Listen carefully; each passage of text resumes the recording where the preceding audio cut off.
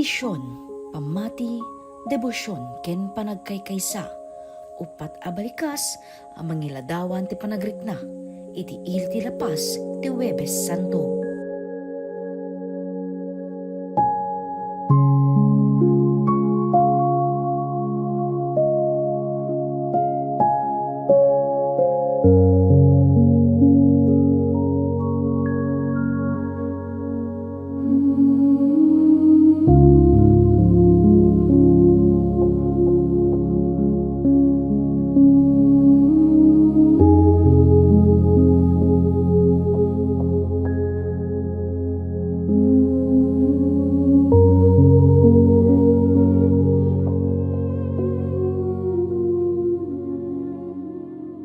Paseten ti tradisyon iti ili ti pasalip ti abong-abong ken prosesyon.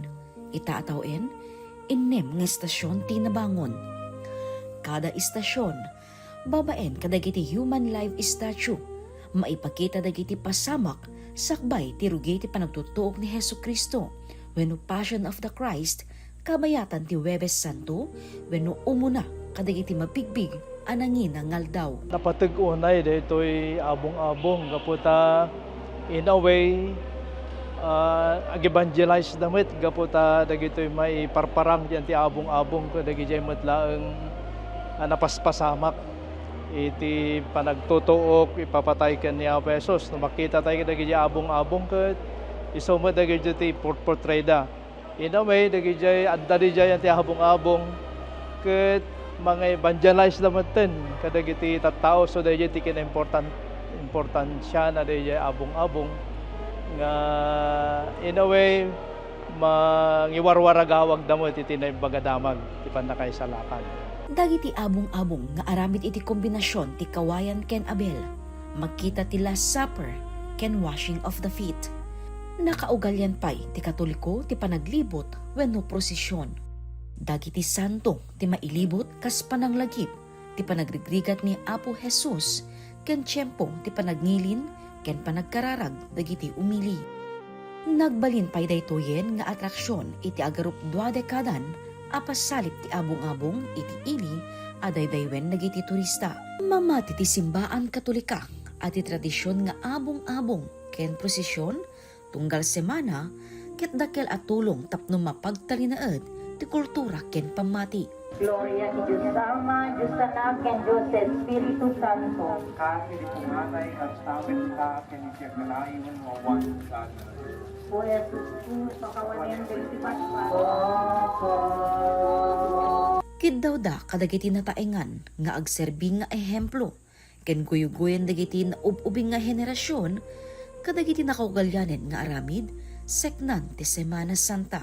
Umayda umasidag dati simbaan kangrunan na kadagitay agtutubo ta idaulwang kumadagitay manakman kadagitian nakda so ti mapukpukaw ngamin daytoy gaputa dagiti agtutubo ket sabali mo ti turungan sabali mo ti turungan dan role kumare ito may paganit-git man kadagitay nataenganen nga awisen day so dati mangidaulo kadagiti anak da tapno ang tultuloy da ito yung tradisyon, kultura. Riknaan tayo dagiti kaparokyaan riknaan tayo nga da ito yung Holy Week na nakapatpatag iso tinaysang sangayan nga Domingo lawas kadagiti amin nga lawlawas gaputa da ito yung talong aldaw Huwebes Santo panagtutuok na Biyernes Santo ipapatay na ken panagungar na. Sungpoten tayo kumada ito, makikaysa tayo kumakada ito yung talungal daw. Antay lang makipartisipar ti panagtutuok na, ipapatay na, nudad dumaawadan ti Sabado Gloria.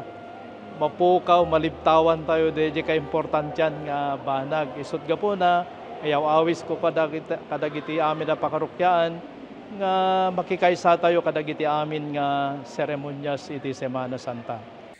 Dagiti abong-abong ket saan laeng ngagserbing nga altar. Ngem ket di, may sa daytoy ng istorya. Sining, ken nauneg a pamati dagiti umili, iti panagtutuok, panakatay, ken panagungar ni Apo Jesus. Jessica Boreta, Balitang Solid North.